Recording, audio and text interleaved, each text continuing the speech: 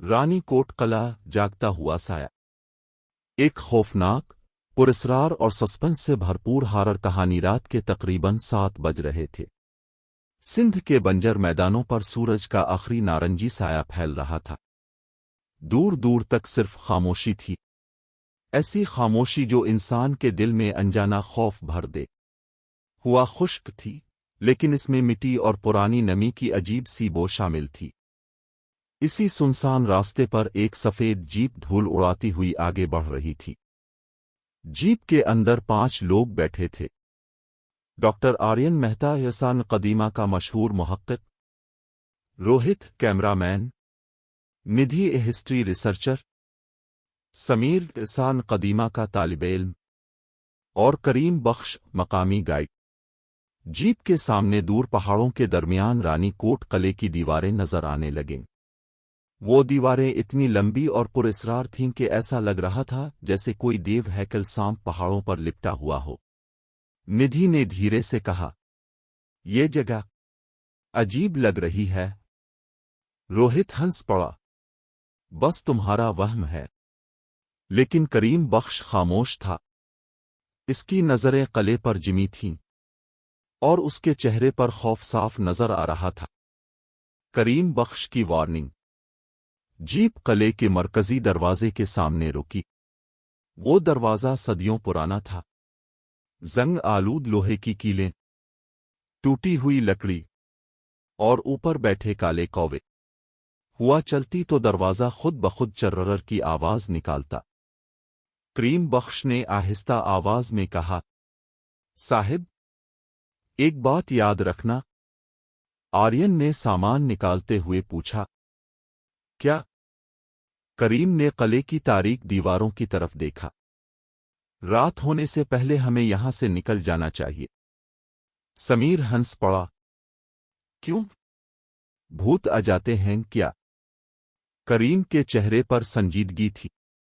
یہاں کچھ ہے جو رات میں جاگتا ہے۔ یہ سن کر چند لمحوں کے لیے خاموشی چھا گئی۔ ہوا اچانک ٹھنڈی ہو گئی۔ ندھی نے بے چینی سے پیچھے موڑ کر دیکھا۔ قلعے کی اوپر والی دیوار پر ایک سفید سایہ چند لمحوں کے لیے کھڑا تھا، پھر غائب ہو گیا۔ قلعے کے اندر ٹیم قلعے کے اندر داخل ہوئی۔ اندر داخل ہوتے ہی ماحول بدل گیا۔ باہر کی گرم ہوا اب سرد محسوس ہونے لگی تھی۔ ٹوٹے ہوئے محراب، خالی راہداریوں میں گونجتی قدموں کی آواز، دیواروں پر جمی کائی، اور ہر طرف اندھیرا۔ ایسا لگ رہا تھا جیسے قلعہ زندہ ہو۔ روہت ہر چیز کی ویڈیو بنا رہا تھا۔ اچانک کیمرے میں ایک عجیب سایہ نظر آیا۔ وہ سایہ دیوار کے پیچھے سے جھانک رہا تھا۔ روہت فوراً مڑا، لیکن وہاں کوئی نہیں تھا۔ اس کا دل زور زور سے دھڑکنے لگا۔ پراسرار سرنگ۔ قلعے کے ایک کونے میں انہیں زمین کے اندر جاتی ہوئی ایک پرانی سرنگ ملی۔ سرنگ کے اندر سے ٹھنڈی ہوا آ رہی تھی، اور اس ہوا کے ساتھ سی کے دھیرے دھیرے سانس لینے کی آواز۔ ندھی خوفزدہ ہو گئی۔ ہمیں یہاں نہیں جانا چاہیے۔ لیکن آرین ضدی تھا۔ اسی لیے تو آئے ہیں۔ سب نے ٹارچ جلائی اور سرنگ میں اترنے لگے۔ سرنگ کی دیواریں گیلی تھیں۔ پانی ٹپکنے کی آواز ہر طرف گونج رہی تھی۔ ٹپ ٹپ ٹپ۔ جیسے جیسے وہ نیچے جا رہے تھے، ہوا بھاری ہوتی جا رہی تھی۔ سمیر کو اچانک محسوس ہوا جیسے کوئی اس کے پیچھے چل رہا ہو۔ اس نے فوراً موڑ کر دیکھا۔ اندھیرا، صرف اندھیرا، دیواروں پر خون۔ سرنگ کے آخر میں ایک بڑا کمرہ تھا۔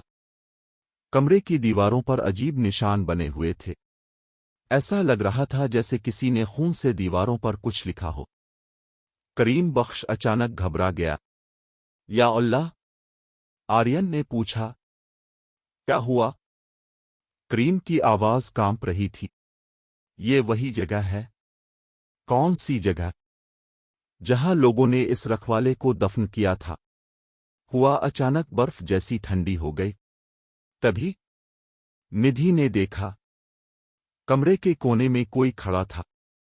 एक औरत, सफेद लिबास, लंबे बाल और सिया खाली आंखें। निधि चीख पड़ी, लेकिन जैसे ही सबने वहां देखा, वो गायब हो चुकी थी।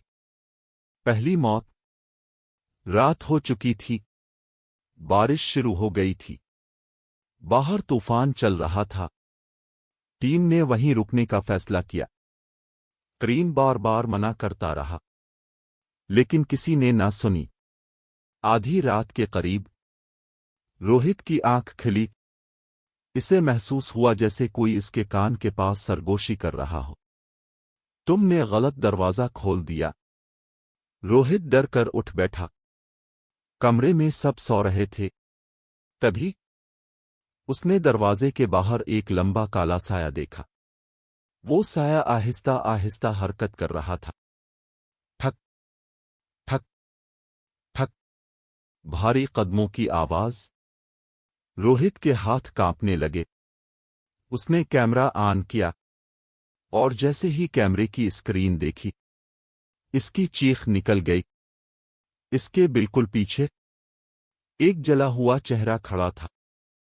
काली आंखें, सड़ी हुई खाल और एक खौफनाक मुस्कुराहट। अगले ही लम्हे रोहित की चीख पूरे कले में गूंज उठी। जागता हुआ रखवाला। सब लोग जाग गए। रोहित गायब था। सिर्फ खून के निशान थे, जो राहदारी की तरफ जा रहे थे। आर्यन ने टॉर्च उठाई और सब इन निशानों के पीछे चलने लगे। हवा में अब सड़ी हुई लाशों जैसी बदबू फैल चुकी थी। अचानक सुरंग के अंदर से आवाज आई, क्यों जगाया मुझे? सबके कदम रुक गए, और फिर अंधेरे में दो काली आंखें चमकें। वो चीज आहिस्ता आहिस्ता बाहर आई। इसका जिस्म इंसान जैसा था, लेकिन गैर मामूली हद तक लंबा। इसके हाथ जमीन तक पहुंच रहे थे, और उसका चेहरा पूरा जला हुआ। करीम चीख उठा, भागो! सीन 8 आखिरी खौफ। सब लोग पागलों की तरह भागने लगे। कले की राहदारियों में उनके कदमों की आवाज गूंज रही थी, लेकिन वो चीज उनके पीछे थी। ठक ठक ठक, हर कदम के साथ आवाज करीब आ रही थी। समीर अचानक चीखा। किसी ने इसकी टांग पकड़ ली थी। वो अंधेरे में घसीटा जाने लगा। इसकी चीखें पूरे कले में गूंजती रहे। फिर खामोशी। निधि रोते हुए भाग रही थी। आर्यन का सांस फूल चुका था। आखिरकार वो लोग कले के मरकजी दरवाजे तक पहुंच गए, लेकिन दरवाजा बंद था।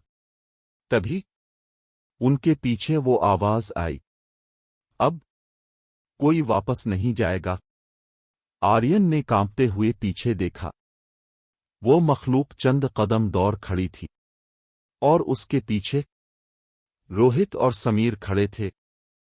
लेकिन अब वो इंसान नहीं रहे थे। इनकी आंखें मुकम्मल सिया थीं, और उनके चेहरे मुर्दा लाशों जैसे। निधि खौफ से चीखी। अगले ही लम्हे कले के अंदर एक ऐसी चीख गूंजी, जो कई मील दूर गांव वालों ने भी सुनी। लेकिन अगली सुबह जब लोग कले में दाखिल हुए, वहां कोई नहीं था। सिर्फ दीवार पर खून से एक जुमला लिखा था, वो दोबारा जाग चुका है।